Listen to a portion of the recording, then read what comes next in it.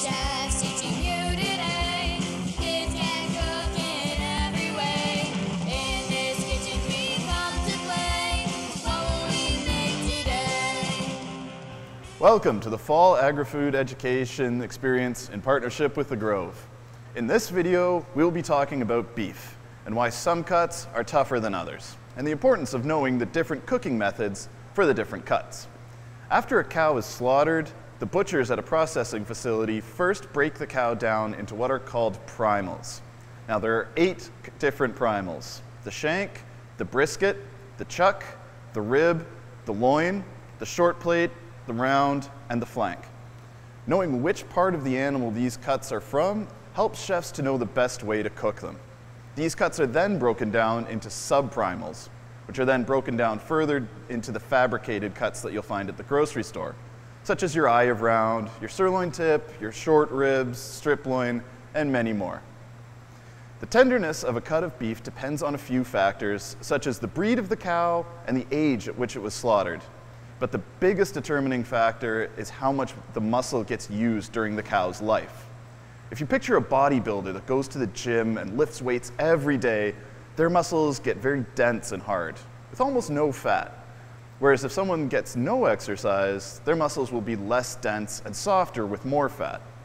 The same principle applies to a cow's muscles. Muscles that get more work, such as the legs and the shoulders, are much more tough than muscles that do almost no work, such as the rib and the loin.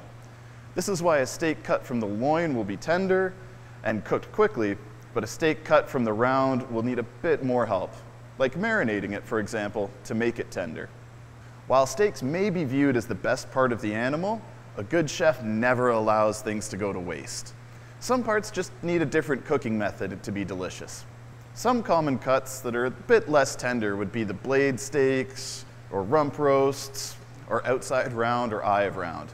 These cuts are delicious, but much more affordable than T-bone or ribeye, and are very versatile. For the tougher cuts, there are a couple different ways to make them more tender. The first is with a marinade.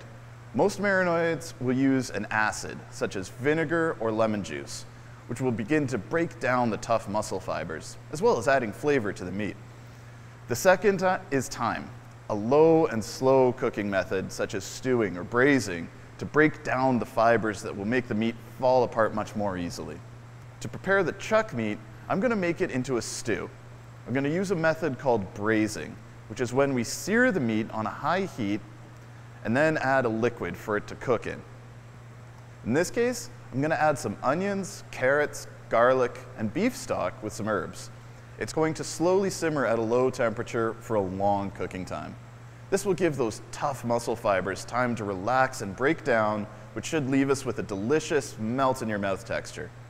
Taste is the main way I test for doneness, but a braise actually has to reach 185 to 195 minimum to be done. So it rests to a temperature of 205 to 210. When the meat rests out of the oven, it's still cooking, and the temperature could rise a full 5 to 10 degrees. At this temperature, the collagen turns into gelatin, which gives us that tender, unctuous texture.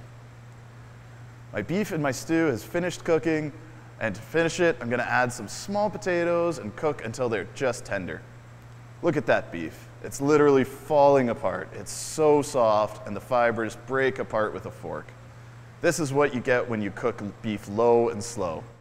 So the stew's been cooking for a few hours now. All those tough, dense muscle fibers have completely broken down in the cooking process, leaving a tender, melt-in-your-mouth piece of meat. Let's try. So good, so packed with flavor, and the meat just completely dissolves just on the first bite. I would recommend this recipe to try at home. It's a perfect, easy to put together thing to cook, and so delicious. Thanks for joining me and cooking with me today on the Agri-Educational Experience. Have a good one.